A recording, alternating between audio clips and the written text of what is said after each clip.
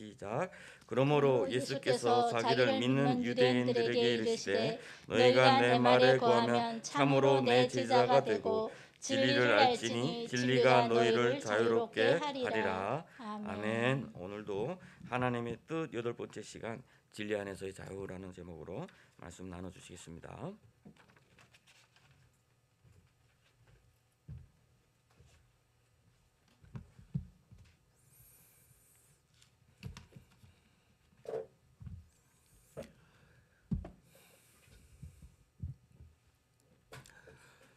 제가 지난주에 설교할 때 한 편의 설교가 3편이 됐다고 말씀을 드렸는데요. 오늘 설교를 준비를 하다 보니까 또 오늘 설교가 4편이 되는 그런 마음의 부담이 생겼습니다. 그렇게 할 수는 없고 해서 오늘 그 모든 내용을 한번 나누어 보려고 합니다. 저는 말씀을 준비할 때 대체적으로 좀 오랫동안 좀 묵상을 하는 편이에요. 뭐 하루 전에 설교를 준비한다든지 뭐 그 주에 설교를 준비한다든지 라기보다는 설교 제목을 적어도 주제를 정하고서 몇 주의 시간을 갖고 묵상을 하면서 이제 그 주에 가서 이제 말씀을 이제 정리를 하고 하는데 오늘 제목이 또 오늘 그 주제 자체가 저에게는 너무 무거운 것 같습니다. 말씀을 준비하고 묵상을 하고 하면 할수록 이 말씀의 무게 밑에 제가 깔리는 듯한 그러한 느낌을 가져요. 그래서 과연 오늘 말씀을 제가 우리 성도님들과 제대로 나눌 수 있을까 굉장히 불안하고 떨리는 마음으로 이 자리에 서게 됩니다. 하여튼 말씀을 한번 나눠 보도록 하겠습니다. 지난주에 제가 설교할 때 그리스도 안에서 자유라는 제목으로 주제로 말씀을 드렸죠. 자유라고 하는 것이 이제 크게 2가지로 우리가 볼 수 있다 그렇게 말씀드렸어요. 몸못으로부터의 자유, 그리고 몸못을 향한 자유. 몸못으로부터의 자유는 그런 것을 하면 안 되는 그런 것으로부터 벗어나는 자유. 그래서 종의 멍에로부터 벗어나는 자유. 또 육의 기회를 삼지 않는 자유. 그런 말씀을 드렸고요. 또 몸못을 향한 자유는 우리가 자유롭기 때문에 이제는 몸못을 할 수 있는 자유. 그래서 사랑의 종이 되는 자유. 또 이웃을 사랑할 수 있게 된 자유에 대해서 말씀을 드렸습니다. 오늘은 진리 안에서 자유를 함께 나누려고 합니다. 본문 말씀 요한복음 8장 31절과 32절 말씀. 뭐 그렇게 크게 어려운 말씀이 아니고요. 있는 그대로 우리가 이해하면 될 것 같습니다. 예수님께서 말씀하시기를 너희가 내 말에 거한다는 말이 조금은 좀 약간 은유적이라고 할까요? 거한다는 말은 그 말씀 안에 머물고 그 말씀으로 교통을 나누고 그 말씀대로 살고 그런 의미겠죠. 말씀을 순종하고. 그래서 내 말에 거하면 참으로 내 제자가 되고 진리를 알지니 진리가 너희를 자유케 하리라. 여기에 네 개의 중요한 말이 연결이 되는 것 같아요. 내 말, 그리고 내 제자, 그리고 진리, 자유. 이렇게 네 개의 말이 중요한 말씀인 것 같습니다. 그런데 여기에 진리가 너희를 자유케 한다. 굉장히 멋있는 말이에요. 많은 학교들이 이 말씀에서 이제 따가지고 학교의 교훈을 삼기도 하죠. 특히 이제 기독교 계통의 학교들은 많이 그러는 것 같습니다. 진리, 자유. 무슨 말일까? 어떻게 생각하면 굉장히 추상적입니다. 진리가 너희를 자유케 한다. 굉장히 막연하죠. 굉장히 막연한 말이고요. 이거를 어떻게 접근을 해야 될까? 굉장히 신비롭기까지도 한 말씀입니다.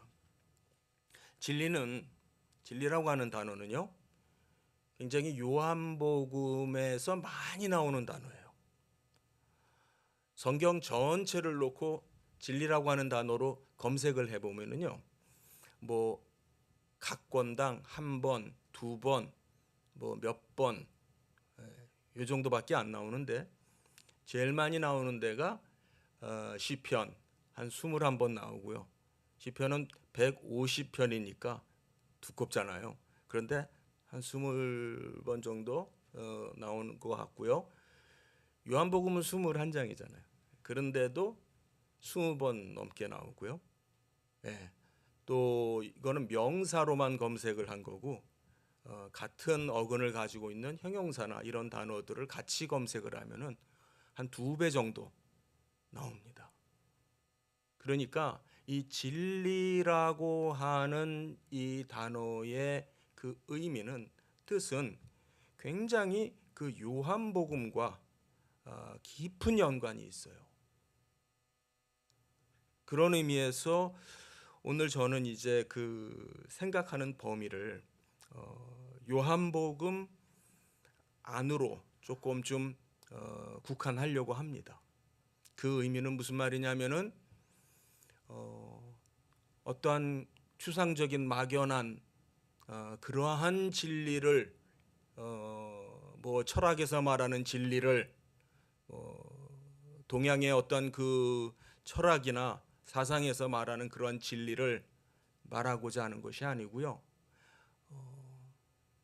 성경 말씀에서 말하는 그 진리, 그것을 가장 그 성경 66권 중에 우리에게 굉장히 노력을 하면서 저는 그게 좀 느껴져요. 요한복음에서 굉장히 절실하게 간절하게 우리에게 진리가 뭔지를 큰 소리로 말하고 있다라고 느껴져요.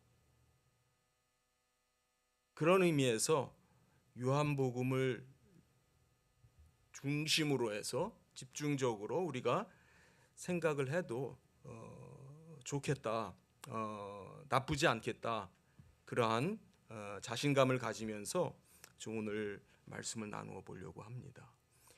요한복음 14장 6절에 보면 예수님께서 이런 말씀을 하셨어요. 나는 길이요 진리요 생명이다. 나는 길이다. 나는 진리다. 나는 생명이다. 여러분들 어떻게 읽으십니까? 굉장히 단정적인 말이에요. 나는 길이야. 아무런 수식어도 없어요. 나는 진리야. 생명이야. 그걸 철학에서는 절대라고 그래요. 고대부터 철학자들이 고민했던 게 바로 이런 겁니다. 절대에 대한 의식을 인간은 하거든요. 근데 그 절대가 뭔지를 모르는 거죠. 소크라테스도 그랬고 플라톤도 그랬고 아리스토텔레스도 그랬고 다 고민을 했습니다. 그런데 찾지를 못했습니다. 뭐 나름 노력은 했습니다. 여기에 보면은 예수님께서 나는 진리야. 매우 단정적이죠. 요한복음에 보면은 진리라고 딱 끊어서 말씀하지 않더라도 그 진리라고 하는 의미가 형용사로 또 자주 나와요. 또 부사로 참으로라고 하는 이 단어가, 요한복음에서 참으로라고 쓰여지는 이 단어가 그냥 막연한 부사가 아니고요, 같은 어근을 가진 단어예요. 진실로, 진실되게, 참빛 1장 9절, 참떡 6장 32절, 또 바로 이어서 생명의 떡, 또 참된 양식, 참된 음료 6장 55절. 옛날에 너희가 광야에서 만나를 먹었지만, 그렇죠?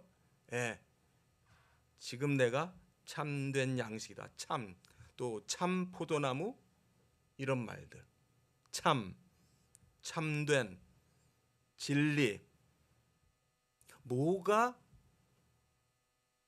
예수님을 참되다, 진리다 라고 말을 하는 걸까요? 많은 공부가 필요해요. 근데 그걸 제가 여기서 다 나누기는 어렵고요. 요한복음에 굉장히 특징적인 표현이 있어요. 예수님을 진리다, 참되다, 진짜다, 영원하다라고 하는 그 의미와 함께 자주 표현이 되는, 자주 등장하는 표현이 뭐냐면은 하늘로부터 내려왔다라고 하는 거예요. 기억나시죠?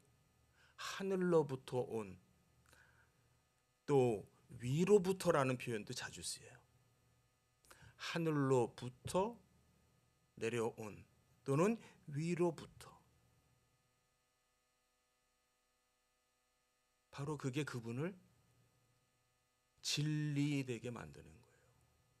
다르게 말하면은 그분은 영원해요.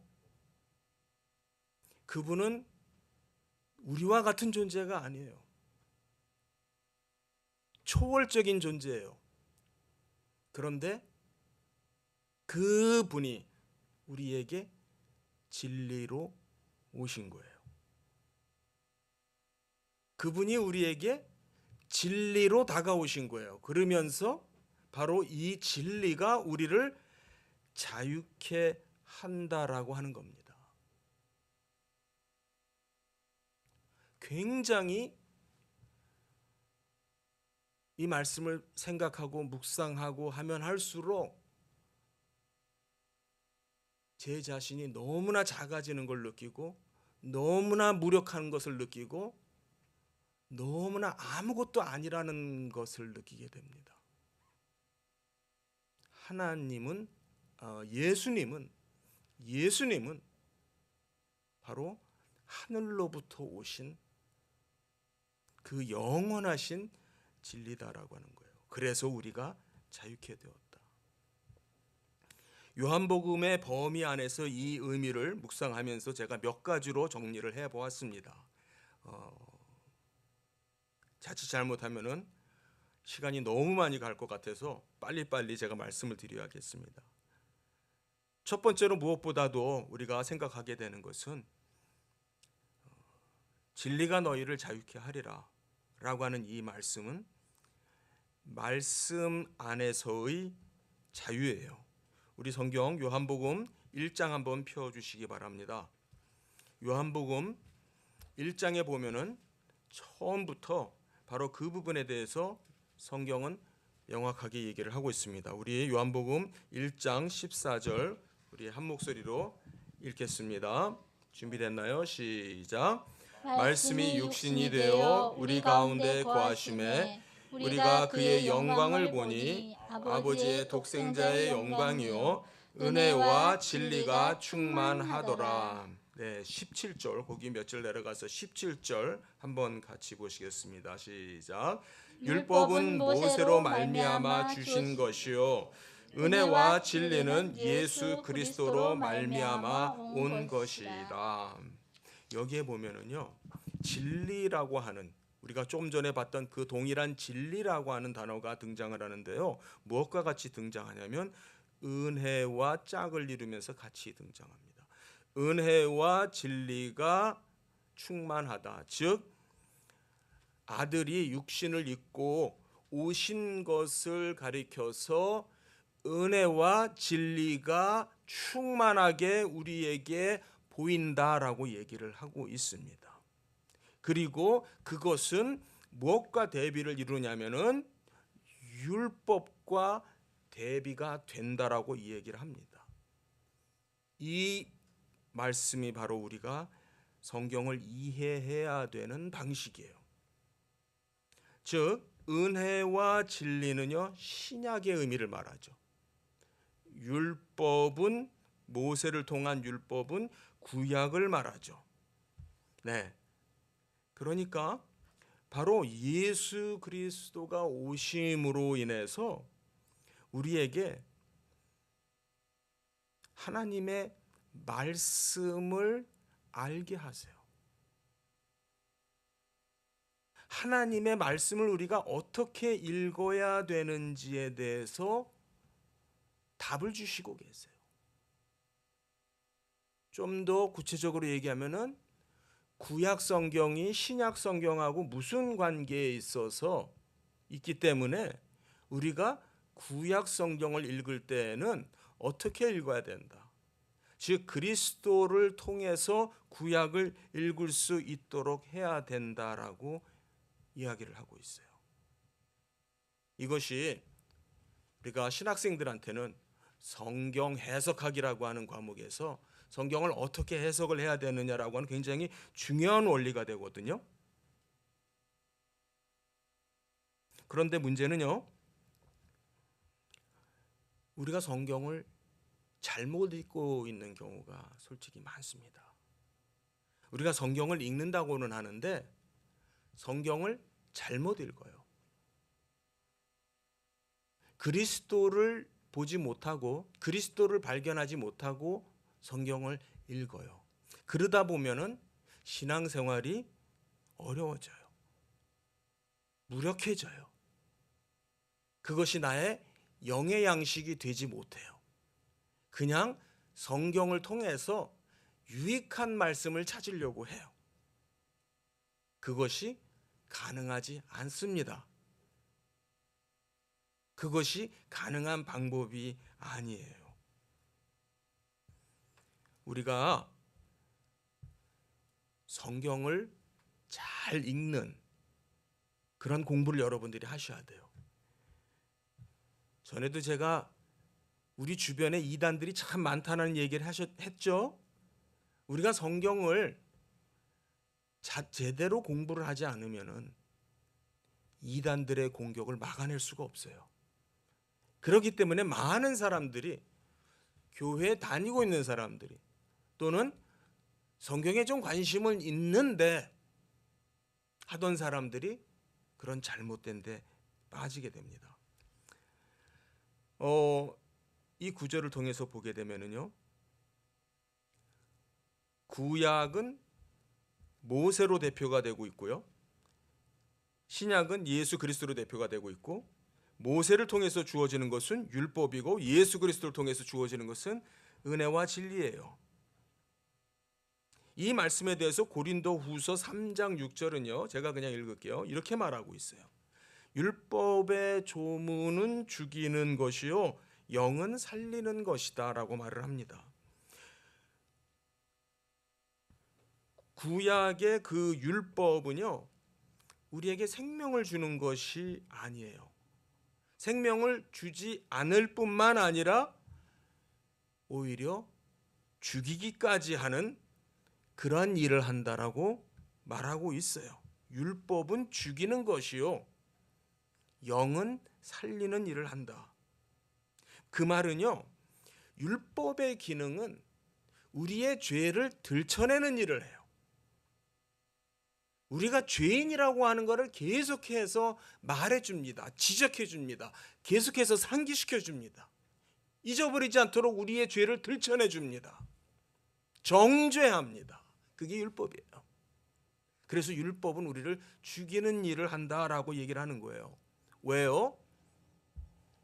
갈라디아에서 보면은 율법은 우리를 그리스도에게로 안내하는 몽학 선생과 같은 역할을 해요. 그러니까 우리가 율법 앞에 서니까 우리는 우리의 모든 죄가 적나라하게 드러나고요. 정말 하나님 앞에 설 수 없는 존재라고 하는 것이 낱낱이 드러나게 되죠. 그러니까 우리는 그리스도가 필요하다. 오직 그리스도만이 나의 구원주가 되신다라고 고백을 하게 되는 거죠. 이제 아들이 오심으로 말미암아 은혜와 진리가 됐어요. 즉 우리를 율법으로부터 자유하게 해 주셨어요. 율법의 정죄로부터 우리를 자유하게 해 주셨어요.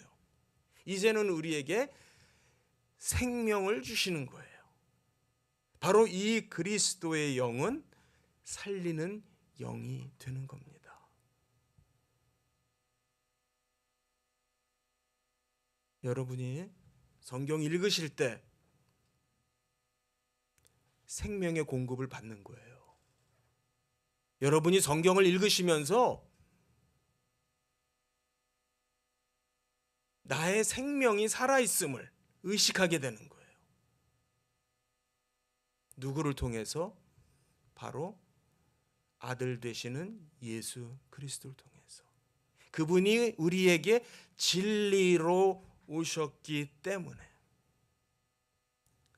이 말은 드디어 우리가 성경을 바로 읽을 수 있는 자유가 된다 그 말이에요. 아멘이십니까? 이제는 우리가 성경을 읽을 수 있는 자유가 있습니다. 성경을 읽을 수 있는 정치적인 자유 말고도요, 성경을 바로 읽고 율법의 정죄와 진노에서 자유케 되는 그 자유입니다. 여러분들, 바로 하나님의 말씀을 통해서 여러분들이 자유를 회복하시길 바랍니다.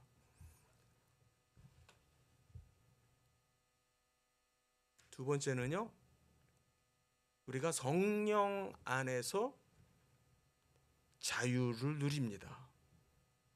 요한복음을 보게 되면요, 굉장히 중요한 말씀이 나와요. 우리 요한복음 14장, 15장, 16장에서 각각 한 구절씩 읽을 건데요. 요한복음 14장 17절 한번 찾아주세요.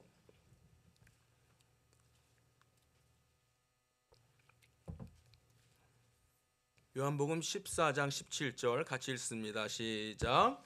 그는 진리의 영이라 세상은 능히 그를 받지 못하나니 이는 그를 보지도 못하고 알지도 못함이라. 그러나 너희는 그를 아나니 그는 너희와 함께 거하시며 또 너희 속에 계심이니라. 15장 26절, 다음 장 26절 한번 같이 읽습니다. 시작. 내가 아버지께로부터 너희에게 보낼 보혜사 곧 아버지께로부터 나오시는 진리의 영이 오실 때에 그가 나를 증언하실 것이요. 그 다음 장 16장의 13절 한번 읽겠습니다. 시작. 그러나 진리의 영이 오시면 그가 너희를 모든 진리 가운데로 인도하시리니 그가 스스로 말하지 않고 오직 들은 것을 말하며 장래의 일을 너희에게 알리시리라. 네, 제가 진리의 영이라고 읽고 있죠. 15장, 16장에. 네, 우리 한글 성경이 좀 너무 과하게 친절하게 번역을 했어요. 우리 신약 성경에 진리의 영이라고 하는 말이 딱 3번 나와요. 지금 우리가 읽은 이 구절들입니다. 진리의 성령이 아니고요, 진리의 영이에요. 진리의 영이라고 번역을 해야 되는데, 즉 보혜사를 가리켜요. 성령을 가리켜요. 그 성령을 예수님은 제자들에게 누구라고 소개를 하냐면은 진리의 영이라고 소개를 합니다. 우리 성도님들, 우리가 자유케 되는 것은요, 성령이 오신 것과 깊은 연관이 있습니다. 우리가 오늘 본 본문 보면은요, 진리를 알지니 진리가 너희를 자유케 한다라고 하는 이 말에 알다라고 하는 동사와 자유하게 하다라고 하는 두 개의 동사가 나오는데요, 이 두 동사의 시제가 미래 시제예요. 그러니까 무슨 말이냐면은 너희가 진리를 알 것이고 그러면은 너희를 자유하게 할 것이다라고 하는 미래적인 의미로 이해를 해야 되는 말이에요. 이 말은요, 예수님이 이 말씀을 하실 때 앞으로 성령이 오실 것을 염두에 두고 말씀을 한 거기 때문에 미래 시제로 말씀을 한 거예요. 성령이 오시게 되면은 너희가 진리를 알게 될 거야. 그래서 진리를 알게 되면은 진리가 너희를 자유롭게 할 것이야라고 하는 미래에 일어날 일들을 뭐 몇백 년 후의 일이 아니라 오순절날 사도행전 2장에서 있을 일을 염두에 두고 말씀하시는 거죠. 그런데 그 성령을 가리켜서 예수님은 누구라고 이름을 붙여줬냐면, 별명을 붙여줬냐면 진리의 영이라고. 내가 진리야, 나는 길이요 진리요 생명이야 라고 말씀을 하셨어요. 좀 전에 나는 진리야, 근데 그는 진리의 영이야. 그럼 그 누구의 영이라는 말이에요? 당신의 영이라는, 당신의 영으로 온다는 말이에요. 적어도 당신의 일과 관련해서 온다는 거예요. 그것이 바로 우리가 성경을 통해서 읽어야 되는 말씀입니다. 성경을 읽고도 내 마음대로 정리하면 안 되고요. 성경은 읽었는데 그거는 읽은 거고 공부는 딴 데 가서 하면 안 됩니다. 이런 경우가 너무나 많아요. 여러분이 하나님의 말씀을 배우는 곳은 이곳입니다. 여러분의 목사님을 통해서 배워야 합니다. 그게 건강한 교회고 건강한 신앙생활이에요. 너무 매식하고 외식하고 그러지 마세요.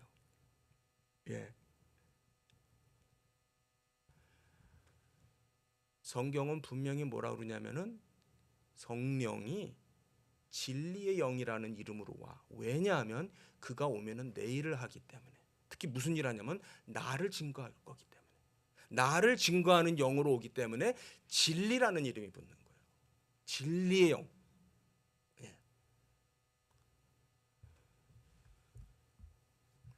거기에 대한 설명은 제가 나중에 또 자세하게 하겠습니다. 우리 고린도후서 3장 17절 한번 찾아볼까요?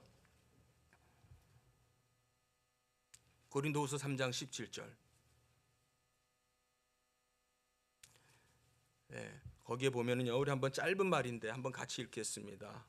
고린도후서 붙어 있어가지고선 페이지가 잘 안 넘어갑니까? 같이 한번 읽습니다. 시작. 주는 영이시니 주의 영이 계신 곳에는 자유가 있느니라. 여기서 주는 누군가요? 주. 그리스도죠. 예수 그리스도죠. 근데 지금 바울이 뭐라 그러냐면은 예수 그리스도가 누구래요? 영이라고 그래요. 지금 오순절 성령 강림 사건 이후로 지금 교회와 함께 계신 그 영이래요. 잘 들으세요. 지금 바울이 갑자기 삼위일체 신학이 헷갈려가지고 제2위의 하나님인지 제3위의 하나님인지 그게 막 그냥 불분명한 게 아니고요. 바울이 성령을 이해하는 방식을 여기서 우리가 보게 되는 거예요. 성령이 오셔서 무슨 일을 하시는지를 얘기를 하는 거예요. 그분은 그리스도의 영으로, 아들의 영으로 오셨다라고 하는 거예요. 그래서 지금도 성령이 지금 교회에 임재하여 계세요. 그걸 가리켜서 바울은 그리스도가 교회와 함께 하고 계신다 그렇게 말하는 거예요. 이 교회는 그리스도의 교회예요. 그리스도가 세운다고 말씀하셨어요. 내가 세운다라고 했어요. 그리고 누구를 보냈어요? 성령을 보내셨죠. 그러면 성령이 세운 거죠.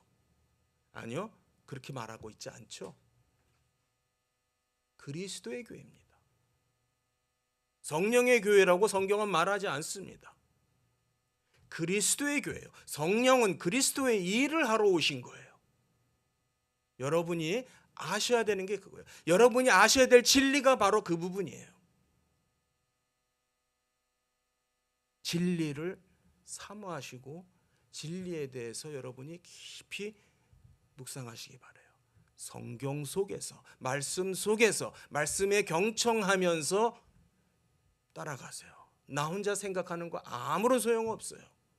어디 가서 과학 공부하지 마세요. 예. 말씀을 교회에서 배우시기 바랍니다. 예. 여기에 보면은 바로 그 영을 주의 영이라고 그랬고, 그 주의 영이 있는 사람들은 자유가 있어요. 성령은 그리스도의 영이에요. 그렇다면은 바로 이 성령, 진리의 영으로 우리가 충만해야 되는 거예요. 성령 충만하다라고 하는 말은 그리스도로 충만하다라는 뜻이에요. 우리 아멘 한번 할까요? 너무 조용하네요. 아멘. 성령이 누구의 영입니까? 그냥 혼자의 영입니까? 성령이라는 분이 계세요? 그게 문제입니다. 많은 사람들이 정체불명의 성령을 믿고 있어요. 그리고 자기가 영적이라고 생각합니다. 굉장히 위험한 얘기입니다. 성경이 말씀하시는 성령은요, 진리의 영이고 주의 영이에요. 그래서 주의 교회에게 보내졌고 주의 교회를 세우는 일을 하고, 그래서 사도들을 보냈고 오늘날도 우리를 세워서 주의 교회를 세우고 있고 복음을 전하게 하고 있습니다. 누가? 주님께서. 보다 더 예수님에게 가까이 다가가시기 바랍니다. 방법은 성령, 그의 영을 통해서. 왜냐하면 그의 영이 바로 그 진리를 증거하니까요. 성령으로 충만한 사람은 바로 자유한 사람입니다. 성령으로 충만한 사람이 자유합니다. 그리스도의 영으로 충만한 사람은요, 동요하지 않습니다. 불안해하지 않습니다. 전전긍긍하지 않습니다. 그리스도가 내 안에 계시기 때문에요. 그렇기 때문에 자유할 수 있습니다. 진리가 우리와 함께 계시기 때문에 세 번째, 우리는 바른 예배자의 자유를 누리게 됩니다. 우리 요한복음 4장 23절 24절을 한번 보겠습니다. 요한복음 4장 23절 24절 잘하는 말씀이죠. 같이 읽습니다. 시작. 아버지께 참되게 예배하는 자들은 영과 진리로 예배할 때가 오나니 곧 이때라. 아버지께서는 자기에게 이렇게 예배하는 자들을 찾으시느니라. 하나님은 영이시니 예배하는 자가 영과 진리로 예배할지니라. 여러분, 창세기 앞부분에 다름 아닌 그 아담과 하와의 그 두 아들 가인과 아벨이 하나님께 제사를 드리는 그 기록이 나옵니다. 4장에. 그렇죠. 그런데 하나님은 아벨의 제사는 받으셨는데 가인의 제사는 받지 않았습니다. 그래서 가인이 혈기가 나가지고 동생을 죽이게 되죠. 왜 가인은 실패자가 될까요? 왜 가인의 제사는 실패의 제사가 될까요? 히브리서 11장 4절에 가게 되면은 답이 나와요. 믿음으로 드리지 않았기 때문에. 아벨의 제사는 믿음의 제사라고 하나님이 말씀하세요. 가인의 제사는 아니라는 말이죠. 어떻게 드렸는지, 어떤 태도로, 어떠한 방식으로, 물론 그 드린 그 예물은 곡식이라고 성경에 나와 있습니다. 농사를 짓는 사람이니까 곡식을 하나님께 드렸다. 곡식을 드렸기 때문에 어떤 사람은 곡식을 드렸기 때문에 그것 하나님이 안 받으셨다. 성경은 그렇게 말하지 않고요. 믿음이라고 하는 차이를 말하고 있어요. 그렇다면 우리가 어떻게 예배를 드려야 되느냐라고 하는 것은 우리 마음대로 정하는 게 아니에요. 믿음으로 드리는 예배만이 하나님께 상달됩니다. 그 믿음으로 드리는 예배가 아니면은 우리의 방법입니다. 사람의 방법입니다. 사람의 고안입니다. 사람이 좋게 생각하는 방법입니다. 그러나 하나님이 받으시지 않습니다. 왜냐하면 그리스도가 빠졌기 때문입니다. 그리스도의 의지에서, 그리스도의 근거해서, 그리스도를 통해서 드리는 예배가 아닌 예배는 하나님께 상달되지 않는다는 겁니다. 바로 그것이 영과 진리로 드리는 예배입니다.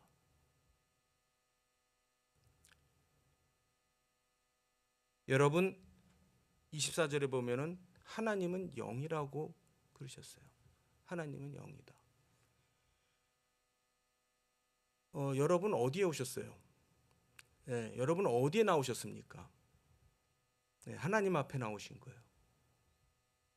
영이신 하나님 앞에 나오신 거예요.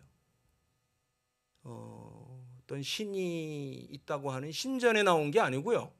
그렇죠? 여러분이 어느 신전에 나온 게 아니에요. 절에 나온 게 아니에요. 신이 있다라고 하는 그런 템플에 나온 게 아니에요. 하나님을 의식하지 않는다면 그곳은 교회당이 아닙니다. 여러분이 지금 예배를 드리시는 게 아니에요. 믿음으로 드리지 않는다면, 영과 진리로 드리지 않는다면 그거는 하나님이 받으시는 예배가 아닙니다.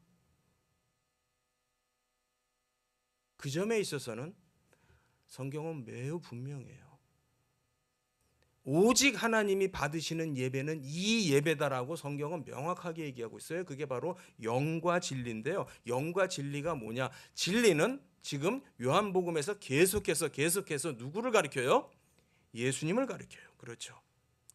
예수 그리스도의 공로에 근거해서 드리는 예배만이 하나님께 연락이 될 수 있습니다. 하나님께까지 도달할 수 있습니다. 예수 그리스도의 공로, 그 십자가의 공로, 그 피의 공로를 우리가 의지하지 않고 그냥 그런 생각 없이 그냥 와서 앉아있는 예배는 예배가 아닙니다.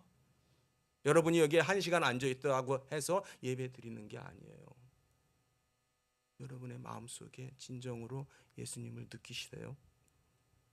예수님을 그리시고 예수님을 느끼고 그분과 교통하시고 그분을 사랑하고 그분을 사랑하는 마음이 일다 보면은요, 내 몸이 상해요. 내 몸이 소진돼요. 그분을 간절히 사랑하는 그 마음이 끓으면은요, 몸은 몹시 쇠하게 됩니다. 그게 예배입니다. 그게 예배입니다. 네. 그리고 그의 영을 통해서 이 예배가 아버지께까지 도달하게 됩니다. 성령이죠. 그분의 영을 통해서 예배가 도달하게 되는 거예요. 그러니까 요한복음은요, 우리에게 계속해서 그리스도를 통해서 이렇게 강조하고 있는 거예요. 예배를 드리는 것조차도 그리스도를 통해서 예배를 드리는 거예요. 히브리서는 그것을 믿음으로라고 얘기를 하고 있고, 요한복음은 영과 진리라고 얘기를 하고 있어요.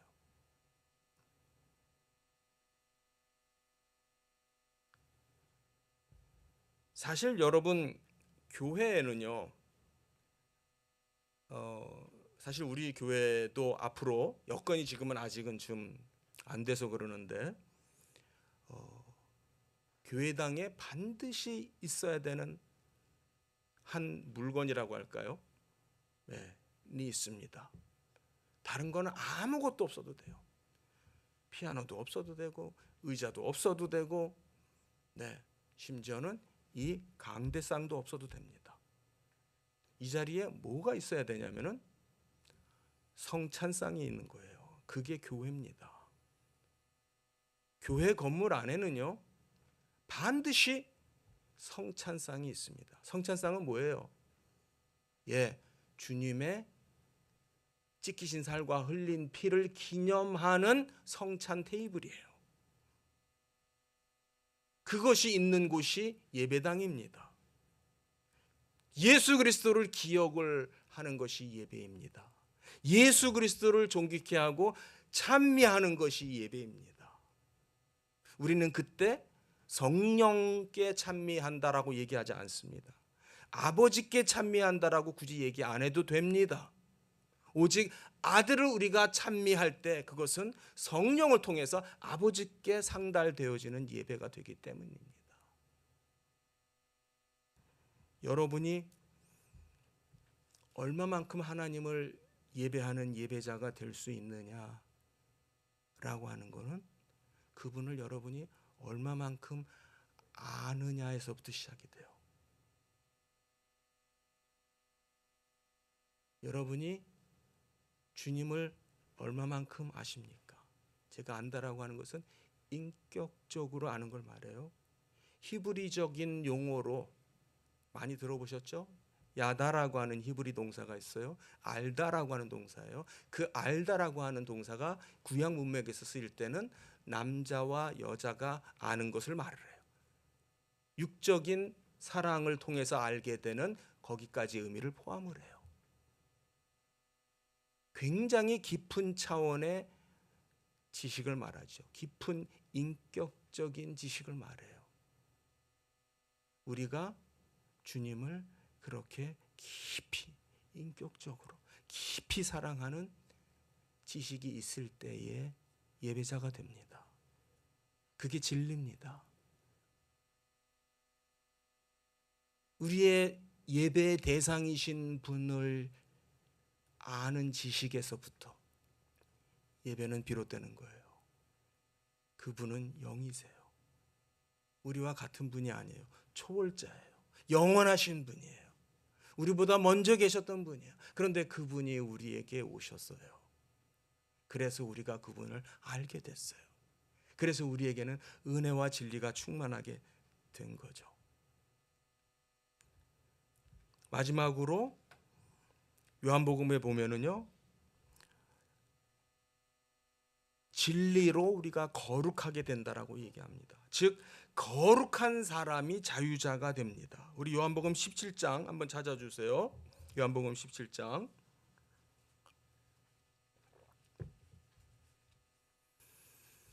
요한복음 17장 17절 먼저 읽습니다. 시작. 그들을 진리로 거룩하게 하옵소서. 아버지의 말씀은 진리이니이다. 19절도 있습니다. 밑에 시작. 또 그들을 위하여 내가 나를 거룩하게 하오니 이는 그들도 진리로 거룩함을 얻게 하려 함이니이다. 진리라고 하는 말은 우리가 이 세상과 구별됐다라는 말이에요. 우리가 이 세상에 속하지 않는다. 우리가 이 세상에 속하지 않는 유일한 이유는 예수 그리스도 때문입니다. 바로 이 진리 때문입니다. 진리가 우리에게 오심으로 말미암아 우리가 거룩하게 된 겁니다. 정리하면은 바로 우리가 거룩하다라고 하는 이 말이 바로 우리가 자유하다라는 말이에요. 우리가 그의 말씀으로 우리가 거룩하여진다라는 이 말은 바로 우리가 그리스도의 제자가 되는 거죠. 우리 성경 마지막으로 한 군데만 더 봅니다. 갈라디아서 4장 3절 찾아서 보겠습니다. 갈라디아서 4장 3절.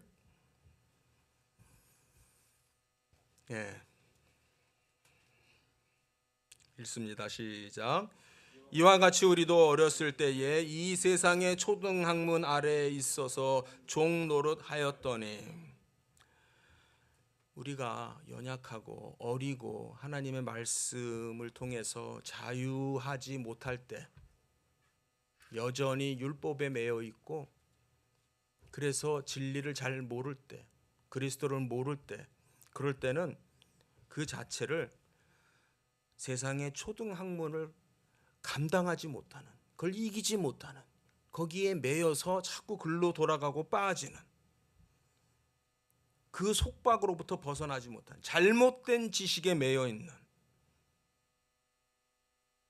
많은 것을 예를 들 수 있겠고 지적을 할 수 있겠지만은, 특별히 신앙생활하면서 제가 굉장히 안타깝게 생각하는 부분이 뭐냐면요,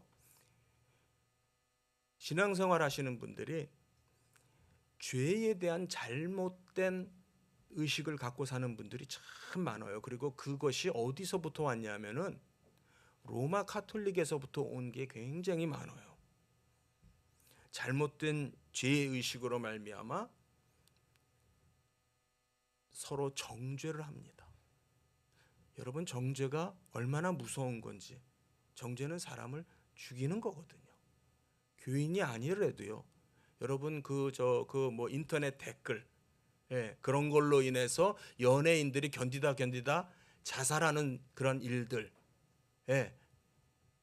정죄라는 게 사람을 죽이는 일을 하거든요. 사회적인 관념이나 또는 전통이나 뭐 이런 여러 가지의 일들이 우리의 자유를 빼앗아갑니다. 앗아가는 경우가 많아요. 그런데 우리는 거기에 대해서 잘 방어를 못합니다.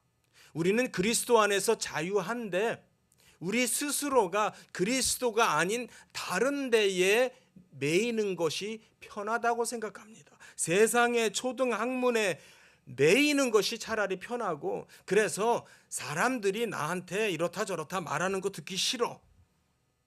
그러니까 진리가 어찌 됐든 간에 일단 다른 사람들 입에 오르내리지 않는 게 더 시급해. 다른 사람의 입에 오르내리는 게 뭐예요? 정죄예요. 판단이에요. 그리스도께서 오심으로 말미암아, 그리스도께서 십자가에 죽으심으로 말미암아 율법의 정죄로부터 우리를 자유케 하셨어요. 율법의 정죄로부터. 율법은 죽이는 건데 우리를 살리셨어요. 그런데 여전히 우리는 어딘가에 매이고 어딘가에 종이 되는 것을 차라리 편애합니다. 진리가 아닙니다. 우리 가운데 진리가 있는 것이 아닙니다. 진리로 이기는 것이 아닙니다. 그거는 거룩한 사람은 자유자이어야 합니다. 그리스도 안에서, 진리 안에서 자유한 것이 하나님 보실 때 거룩입니다. 내가 그분을 인격적으로 알기 때문에, 깊이 알기 때문에, 그분을 깊이 사랑하기 때문에 그게 바로 거룩이고 바로 그게 자유한 모습입니다. 사랑하는 성도님들, 진리 안에서 자유자들이 자유하시기를 간절히 바랍니다. 네, 말씀을 맺겠습니다. 진리가 너희를 자유케 한다라고 했습니다. 그러기 위해서는 우리가 말씀 안에 거해야 됩니다. 말씀 안에서 그분의 제자가 되어야 됩니다. 절대 자유를 잃지 마시기 바랍니다. 자유를 계속해서 누리시는 여러분들 되시기 바랍니다. 말씀을 사모하시고요, 말씀을 묵상하세요. 그냥 읽지 마시고 말씀을 묵상하세요. 그리고 말씀을 즐기시기 바랍니다. 우리가 성경을 많이 읽는 것을 목표로 다독을 할 때도 있습니다. 그러나 말씀을 깊이 묵상하면서 인격적으로 그 말씀을 다시 되새기고 그것을 통해서 하나님을 인격적으로 알아가시는 여러분들 되시기 바랍니다. 바로 그것이 성령 충만이에요. 성령 충만을 딴 데 가서 찾지 마시기 바랍니다. 그리스도를 통해서 찾으세요. 그리스도 안에서 자유하다라는 말은 진리 안에서 자유하다라는 말입니다. 진리 안에서 자유하다라는 말은 바로 말씀 안에서 자유하다라는 말이고, 말씀 안에서 자유하다라는 말은 성령으로 충만하다는 걸 말합니다. 성령으로 충만한 사람이 바로 예배자의 그 자유를 누리고 회복하는 사람이고, 바로 그 사람이 거룩한 사람입니다. 기도하겠습니다. 하나님,